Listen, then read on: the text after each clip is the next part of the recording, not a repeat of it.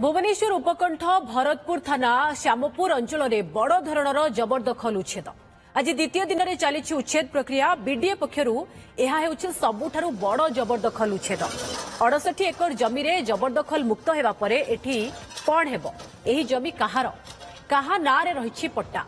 से संपर्क में बीडीए रो जुग्म कमिश्नर रंजन कुमार जेना अधिक आलोचना करिसेंती आम सीनियर रिपोर्टर निरंजन रेड्डी। जबरदखल उच्छेद होउथुबा श्यामपुर मौजारे 68 एकर जमी रे कौन हबो बीडीए ए जमी रे कौन करिया पई जाउछंती ए जमी को जीए डिपार्टमेंट बीडीए को केबे हस्तांतर करिछि काहे कि हठात बीडीए ए 68 एकर जमी को जबरदखल मुक्त करिया पई चाहुछि गत काली ठारू आरंभ करके आज पर्यंत एवं आसंता काली पर्यंत ये जबरदखल मुक्त करा जिवो गत काली 8 एकर जमी को जबरदखल मुक्त करा जायछि पाखापाखि 200 रु ऊर्ध्व ए पर्यंत घर भांगी दियाछि आउरी अनेक शताधिक घर जबरदखल रे रहिछि से सब भांगा जिवो बीडीए रो कर्मकर्ता स्क्वाड एवं पुलिस प्रशासन रही ए जबरदखल मुक्त करा जाउछि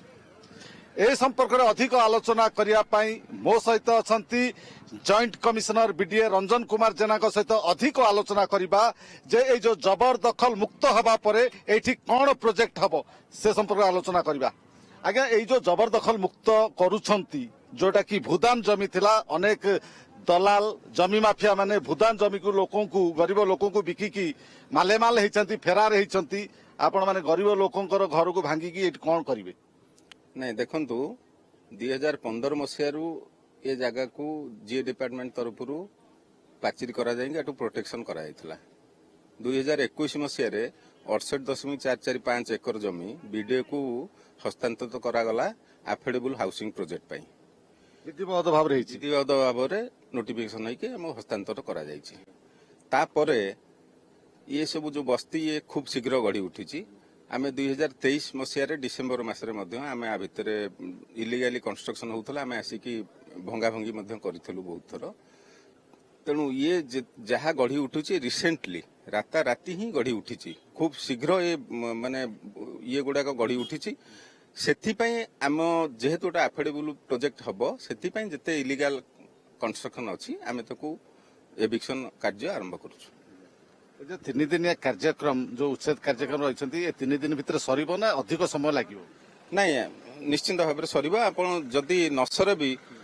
ताहले आमे निश्चिंत भाव में सारिया पर्यंत आमे निश्चिंत भाव में एविक्शन कार्य जारी रखिबो। देखंतु हमर चारिकर जांक बाउंड्री अछि जोटी बाउंड्री भंगा हेछि सेठी आमे न्यू कंस्ट्रक्शन बाउंड्री मध्य करिवु किंतु आम एरियाटा प्रोटेक्टेड होइकी अछि ये अवैध भाव में पसिचंती प्रोटेक्शन हेइकी आपण देखंतु बाउंड्री चारिकर जांक अछि जोटी भंगा भांगी चंती लोक माने आमे सेठी न्यू बाउंड्री मध्य कंस्ट्रक्शन करिवु। लोके कहउचंती एटा भूदान जमी जीए डिपार्टमेंट देछि आपण को बीडीए को ना किछि जमी मान्यवर अदालतकर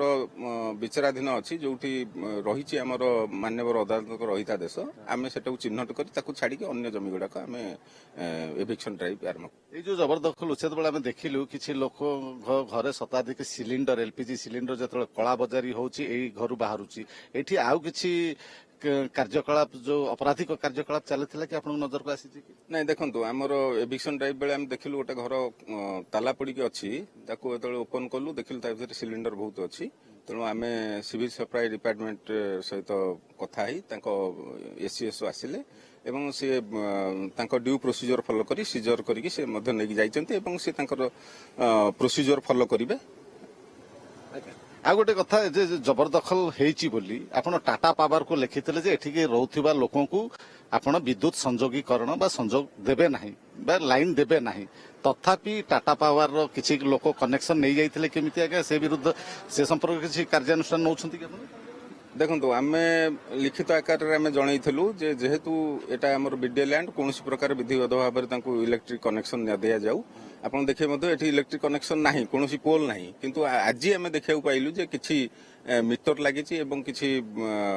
करंट नबार बर्तन सेटा को हम डिस्कंटिन्यू करिचु डिस्कनेक्ट हे जाइछि आमे तांको उच्च कर्तृपक्ष दृष्टि आकर्षण करूचु कौन करा जाय परिबा किछि लोक कोर्ट रो आदेश रहिछि बोली देखौछंती किछि लोक मिछ भी कोर्ट आदेश देखौछंती कोन करूछंती आपण माने हम वेरीफाई करछु लैंड टू लैंड वेरीफाई करछु मान्यवर अदालत जोठी भी रहिता देश रहिछि ଆମେ ସେ ଜାଗାକୁ ଛାଡିକି ଅନ୍ୟ ଜାଗା ଗୁଡାକୁ ଆମେ କାଲି eviction- ଜଣେ ଓକିଲ ବନ୍ଧୁ ଦେଖାଉଥିଲେ ଏଇଟା ରହିତାଦେଶ ରହିଛି ଆଜି ତାକୁ ମାଟିରେ ମିଶେଇ ଦେଲେ। ନାଇଁ ସେ ପ୍ଲଟ ଉପରେ ନଥିଲା 21 ମସିହା ପରେ ଯେତେବେଳେ ଆଲଟମେଣ୍ଟ ହେଇଛି ବିଡିଏ ନାଁରେ ଏ ଜମି ଅଛି ତେଣୁ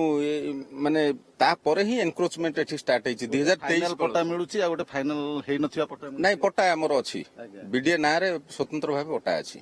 ଯୋଉ ଜମି ମାଫିଆ ମାନେ ଯୋଉମାନେ ଗରିବ ଲୋକଙ୍କୁ ଶୋଷଣ କରିଛନ୍ତି ଭୂଦାନ ଜମି କହିକି କିଛି ଲୋକଙ୍କୁ ବିକ୍ରି କରିଦେଇଛନ୍ତି ଯୋଉ ଗରିବ ଲୋକଟି ଆଜି କିଣିକି ଜମି ଖଣ୍ଡେ କିଣିକି ଘର ତିଆରି କରିକି ଲକ୍ଷ ଲକ୍ଷ ଟଙ୍କା ତାଙ୍କର ଆଜି ମାଟିରେ ମିଶି ଯାଇଛି ସେମାନଙ୍କ ବିରୁଦ୍ଧରେ ଯୋଉ ଦଲାଲଙ୍କ ବିରୁଦ୍ଧରେ ଜମି ମାଫିଆଙ୍କ ବିରୁଦ୍ଧରେ କି କାର୍ଯ୍ୟାନୁଷ୍ଠାନ ନିଆଯିବ ତାହା ହିଁ ଆଗାମୀ ଦିନରେ ବାକି ରହିଛି।